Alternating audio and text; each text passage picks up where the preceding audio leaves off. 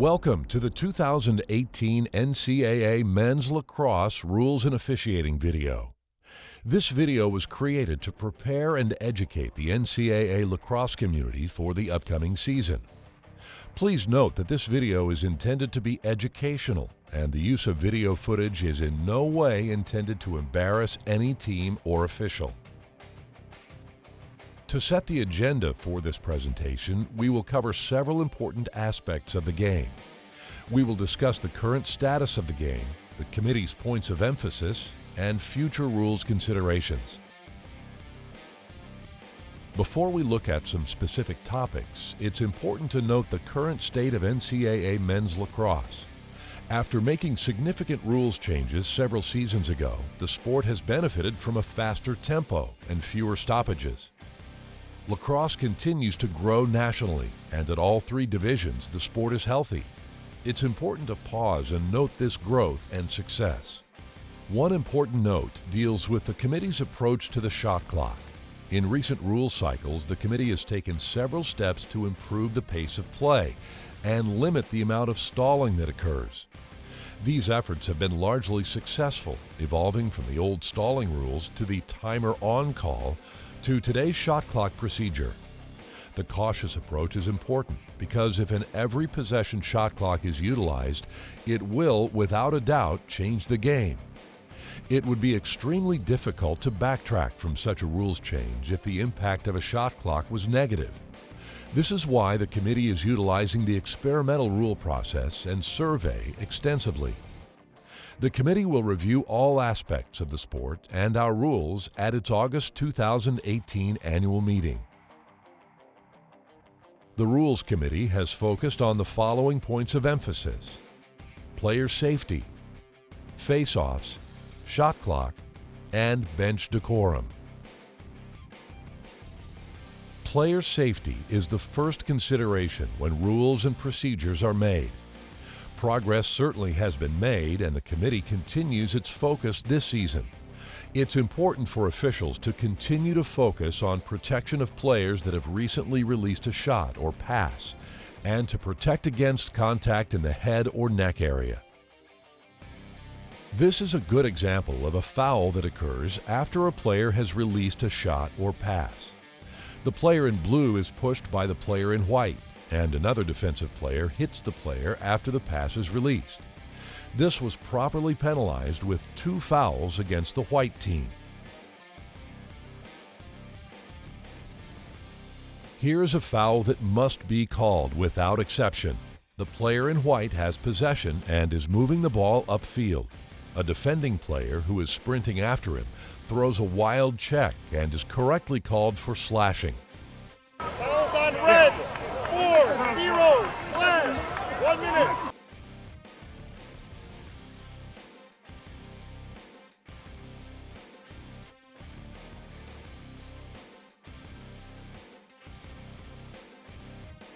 In this play, there is a loose ball and the players are fighting for possession.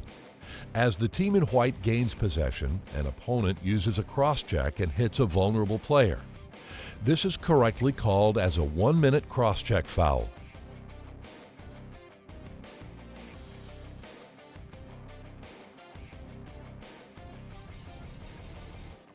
This set of plays illustrates a player who shoots or is otherwise vulnerable and takes a high check that should be called in all cases.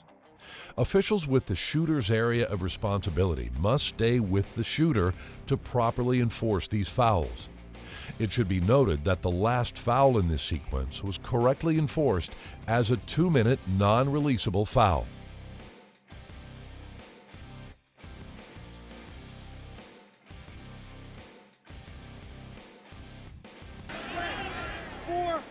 Unnecessary. 1 minute.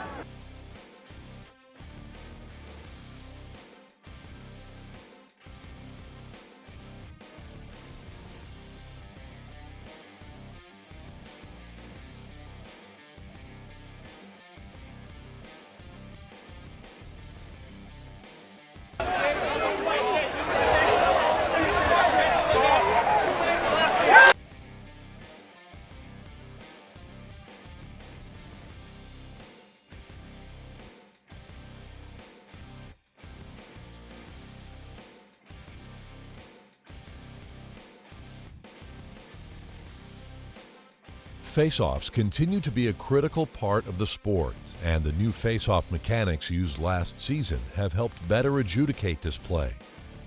These efforts will continue this season, and a few trends will be noted in this segment. This clip shows the proper setup for the face-off. Note that the official has one player adjust the position of his head to align with the opponent's stick.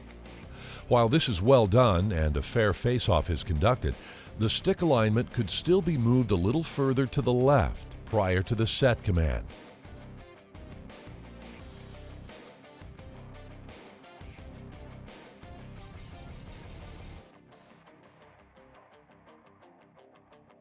A concerning trend is illustrated in the next few examples. One of the face-off players loses the initial draw for the ball and uses his stick to rip through the opponent's arm. This type of play is dangerous and can be difficult for officials to detect. Coaches are asked to ensure that your face-off players do not use this tactic. Officials are instructed to penalize these acts without exception.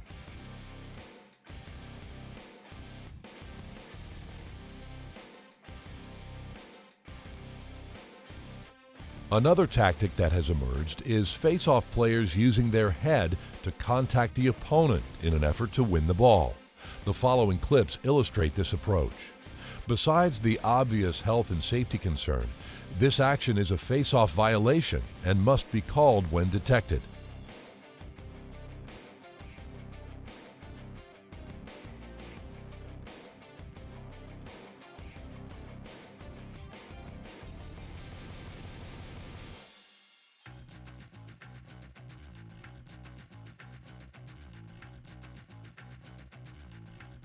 Officiating the aftermath of the face-off is important and illustrated well in this play. The yellow team face-off player wins the face-off, but then uses his free hand to ward off. This can be difficult to see with wing players coming in, but a ward should be called here. As a reminder, this would not be a face-off violation.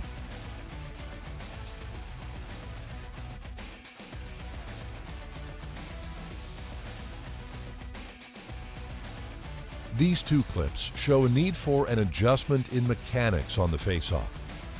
The first clip shows the far side wing players, the ones closest to the camera, engaging in activities that go undetected by the officials. To eliminate this type of illegal contact during face-offs, an adjustment in officials' positioning and mechanics will be used in 2018. The assisting official will open up slightly to observe the wing players to his right, as well as his usual duties of observing the face-off players. This adjustment will allow this official to view those plays and officiate them consistently, and be in a physically better position to avoid contact. The lead right official in front of the opposite bench area shall adjust his position to be able to observe the far wingmen. The second example shows the benefit of this mechanic, as well as a great example of a prolonged ground ball.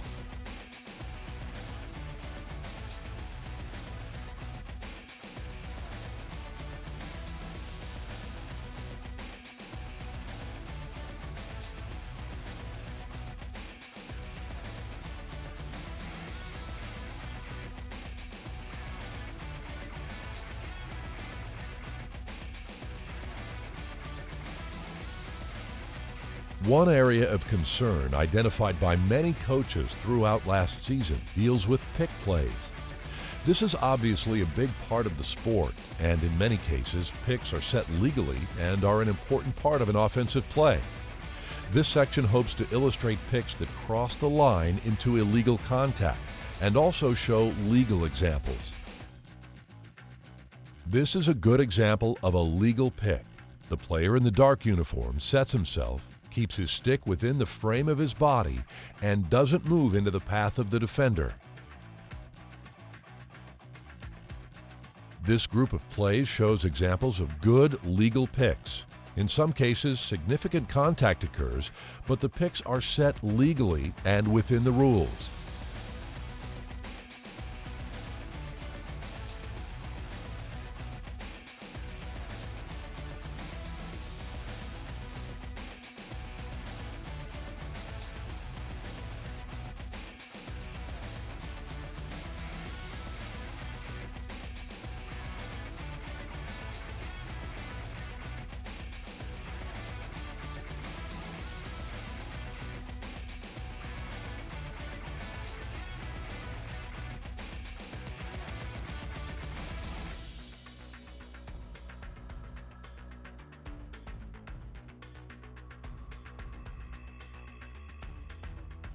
This set of plays are illustrations of picks that are illegal because the player setting the pick is moving or has the stick outside of the frame of his body and makes contact.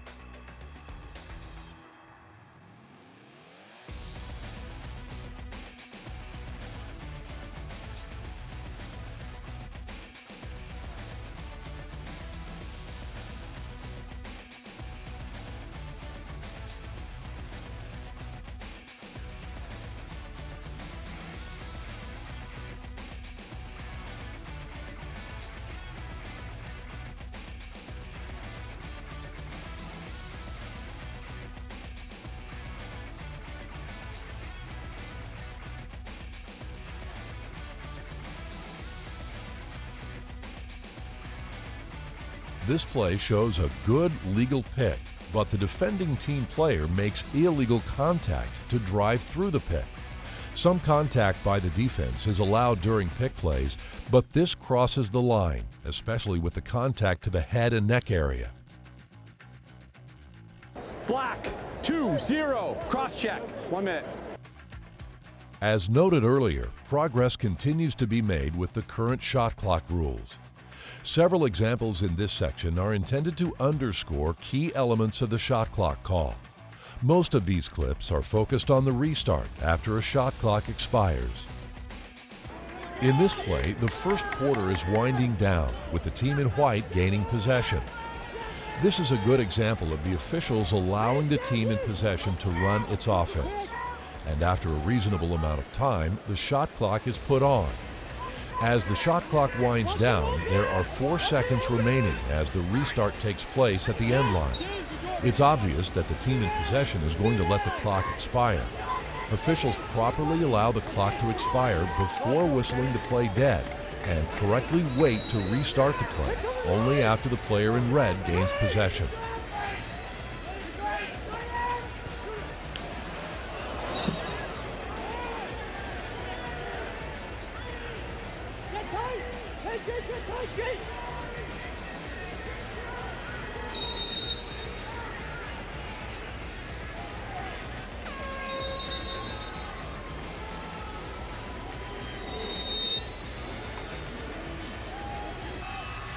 In this situation, a shot clock has been put on the offensive team. As the shot clock period is expiring, a loose ball occurs and the shot clock expires. Officials correctly rule a shot clock violation has occurred since the defensive team never gained possession. The player in white properly drops the ball on the ground, and an opposing player scoops the ball up and is immediately ready for a quick restart. Officials properly allow the restart to occur quickly to allow the advantage of the rule to take place, as red immediately moves upfield for a possible fast break. Good awareness and management of this play. As time expires on the shot clock, the offensive team fires a shot on goal that is saved by the goaltender exactly as the horn is sounding. Officials correctly allow this play to continue without stopping play as the goaltender quickly gains possession and has the opportunity to create a fast break for his team on the clear. In this play, the team in white is on offense during a shot clock situation. The shot clock expires and the ball is correctly dropped immediately. Officials do a good job of allowing a quick restart for the defending team. And they won't get one off. The over and back rules are the next topic for review. These examples are shared to help understand the officiating responsibilities with regard to restarts and how the rules should be enforced.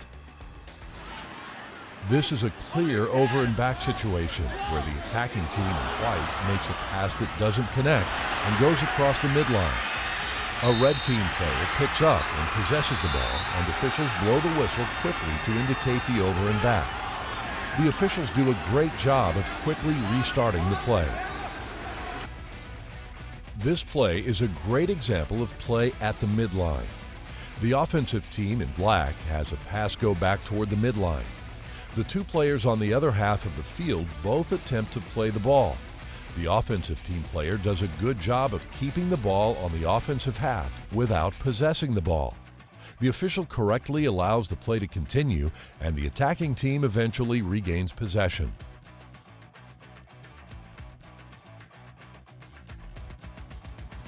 This clip shows a clear over and back call, which is indicated by the official. The officials do a good job of allowing play to continue, and the team in the dark uniforms gains clear possession without pressure from the opponent. Play is not stopped and allowed to continue. This section deals with plays around the crease. These plays continue to be the most difficult to adjudicate. The committee continues to discuss the rules regarding crease area play, as it is an exciting play in the sport of lacrosse. As a reminder, things officials must consider when managing these plays are the feet grounded? Did the attacking player launch himself? Was there a defensive foul? Did the ball enter the goal before the attacking player touched the crease? Was there contact with the goalkeeper? Officials are instructed to focus as narrowly as possible on judging the facts of the play, for example, a foul versus no foul, or crease versus no crease, and not to speculate where a player might have ended up if he had not made contact with another player. The most important facts are, number one, if contact was made, for example, a foul versus no foul, and number two, if the player ends up in the crease as a result of his decision to leave his feet. These are examples of crease violations where a goal, if scored, would not count.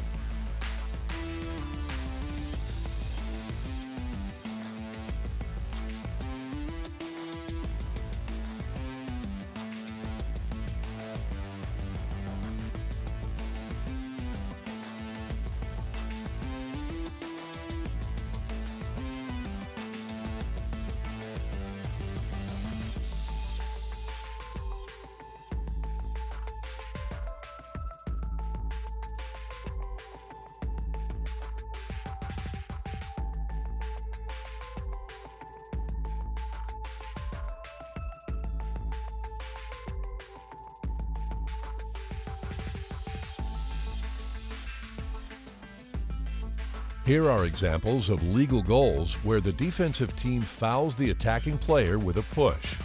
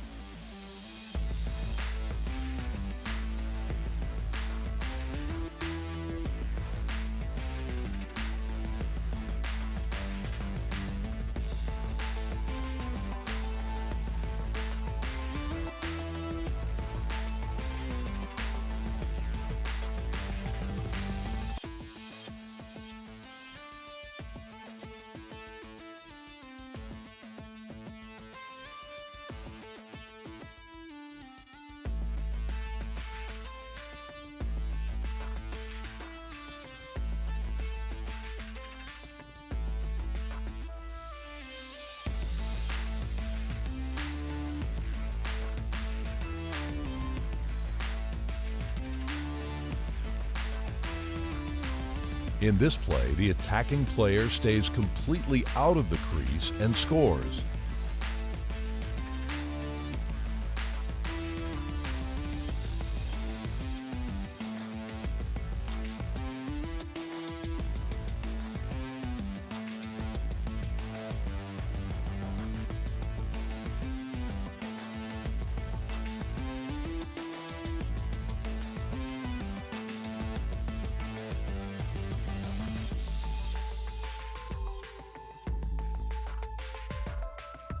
Of continued and increasing concern to the committee is bench decorum. Again, these examples are not intended to single out any team or coach, but simply provided to illustrate the issues with our bench areas. The sidelines have become crowded, and increasingly coaches and other personnel are stepping into the field during play to communicate and in many cases argue with officials. Officials are asked to warn and then penalize teams that encroach into the field of play. Negative bench decorum, including unacceptable language and behavior from the bench area, is a bad look for our sport and must be addressed. Additionally, teams are reminded that only the head coach is designated by rule to communicate in a respectful manner with game officials. As is the case with other sports, lacrosse officials are instructed to tighten up on this standard this season.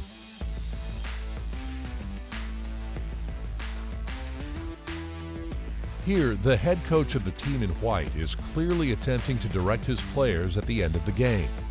The assistant coach does a great job of dragging his head coach back to the bench area before he receives a potential conduct foul.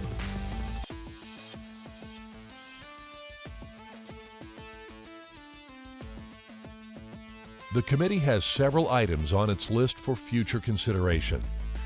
As reviewed earlier, the shot clock will be discussed at length overall. If the rules do not change, however, a discussion should be had regarding plays when the attacking team takes a valid shot and regains possession.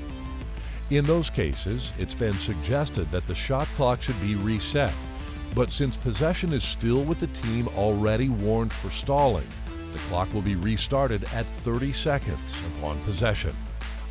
The size of the substitution box, which was expanded several years ago, will be reviewed. The committee's intent with the larger area was to allow more fast breaks and to clean up what can be a congested area. In many cases, however, the defensive advantage gained by substituting has negated some fast breaks. While no changes are imminent, the committee will continue to review stick and equipment specifications to be sure the rules continue to protect the integrity of the game. New innovations in this area in the manufacturing community are welcome, but the committee must balance the integrity and history of the game as items are developed. The committee has discussed adjusting the crease rules to explore allowing offensive players to score a goal and land in the crease with some restrictions.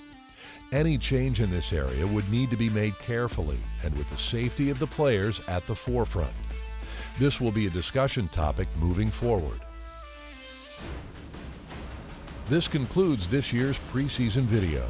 Thank you for viewing this presentation and good luck on a successful season.